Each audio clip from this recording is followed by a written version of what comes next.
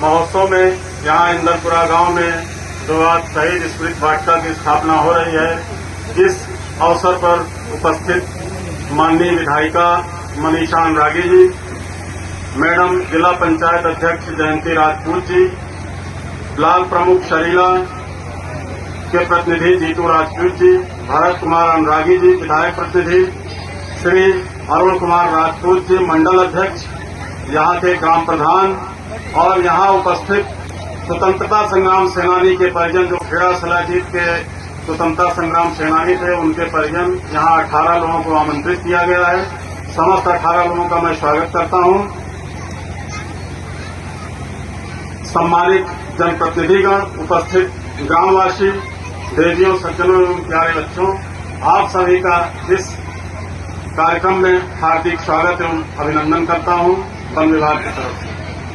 जैसा कि आप लोग जानते हैं कि हमको आज़ादी 15 अगस्त 1947 में प्राप्त हुई थी, लेकिन ये आज़ादी हमारे पूर्वजों के, हमारे शहीदों के खून पसीने से हम लोगों को प्राप्त हुई थी। इसी कड़ी में जो हमारे क्रांतिकारी थे, उनके द्वारा 9 अगस्त 1925 को जब अंग्रेजी खजाना एक टाउन सहारनपुर ट्रेन से ले जाया जा रहा था, सहारनपुर से लखनऊ के रास्ते में, लखनऊ से 30 किलोमीटर पहले कापुरी एक जगह है, उस स्थान पर क्रांतिकारियों ने मुख्य रूप से, जिसमें थे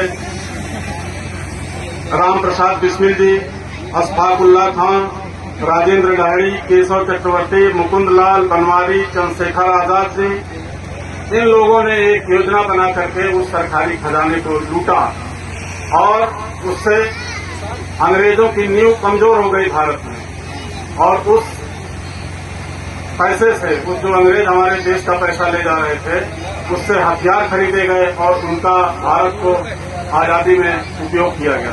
आज का दिन हम उन शहीदों को याद करने के लिए है, उनको हम नमन करते हैं। अगर उन्हीं की वजह से हम आजाद हैं और खुली हवा में सांस ले रहे हैं। आप सोचिए कि उनके साथ कितना अन्याय हुआ कि उनको सुनवाई का अवसर बिना दिए ही फांसी कर दी गई 1 साल के अंदर, 2 साल के अंदर। और सभी की आयु, जितने शहीद थे काकोरी कांड में, 30 वर्ष से कम थी।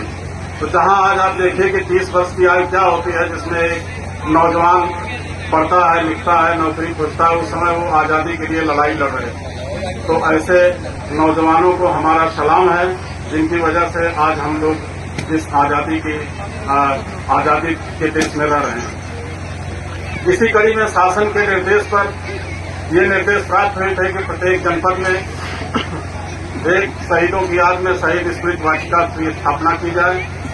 तो हम लोगों ने प्रातः कुछेछा राजकीय इंटर कॉलेज में एक शहीद स्मृति वाटिका की स्थापना की और यहाँ पर इंदरपुरा में हम लोगों ने 1000 पौधे लगा करके शहीद स्मृति वाटिका की स्थापना कर रहे हैं। इसमें मुख्य रूप से 50 पौधे लगाए गए हैं ताकि जब ये तैयार हों तो ग्रामवासियों को अच्छे फल मिल सके और एक यहाँ पे रमणीय स्थल ग्रामवासियों के लिए उपलब्ध होगा।